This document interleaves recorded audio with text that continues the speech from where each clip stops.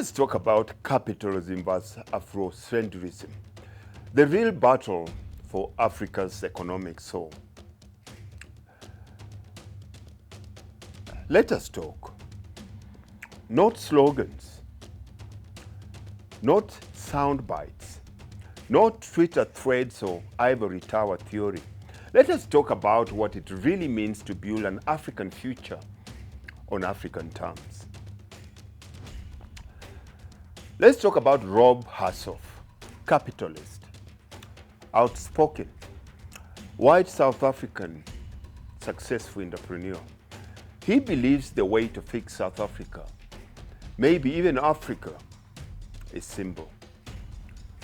Open the markets, deregulate, privatize everything, and let the money flow in. He says the ANC ruined the country with socialism, corruption, inefficiency. He calls for an ideological war against anything that smells like redistribution. His solution: more capitalism, less state, more foreign investors, fewer regulations. Now, here is the question. Rob, please answer me. Is he wrong or just incomplete? But then, this same man who claims to love South Africa so much, who says he wants to save it, calls for international sanctions on the very country he claims to fight for. Sanctions, the same blunt force, weapon used to cripple economies and punish civilians. The same tool once wielded against apartheid, now advocated by a man who says he is standing for economic freedom. How do you call for healing while tightening the noose? How do you preach love of country while cheering on its collapse to prove a point?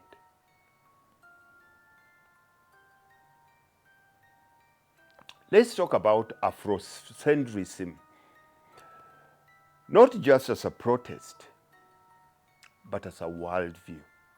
A worldview that says, we're not just economic agents.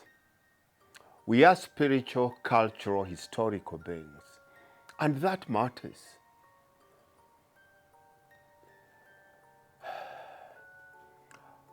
Afrocentric thought says, I am because we are Ubuntu. We build together or we crumble alone. Our development must reflect our values, not just our balance sheets. So let's break this down. Segment number one here is, let's look at growth versus dignity. Hersov wants growth, GDP, jobs, and investment. Afrocentrism wants dignity, ownership, self-determination, a repair of stolen time. So the real debate isn't capitalism versus socialism.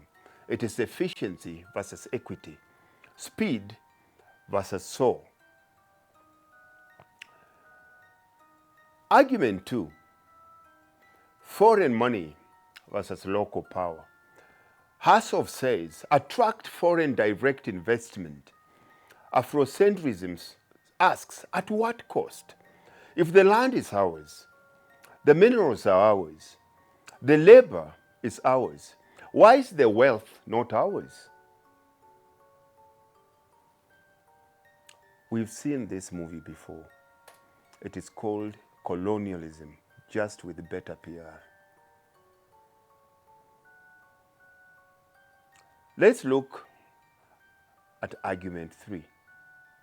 The state as problem versus the state as tool. Yes, the state is inefficient. Yes, corruption is real. But Afrocentrism doesn't say, kill the state. It says, decolonize it. Fix it. Make it serve the people and not the chosen few. Let us look at argument 4, the real blind spots in Hersov's theory. Here's the truth. Both Hersov's gospel of deregulation and some Afrocentric fantasies of communal utopia means the same thing. Who benefits?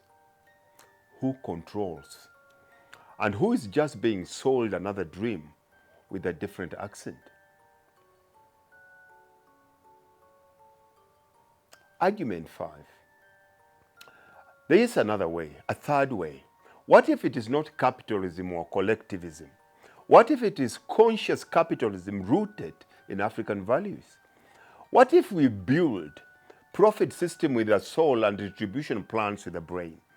What if our economy could reflect not just what we produce, but who we are becoming? Brothers, this isn't just a policy debate. It is an identity war. The real question is this: are we here to imitate the world that exploited us, or to build the world that remembers who we are?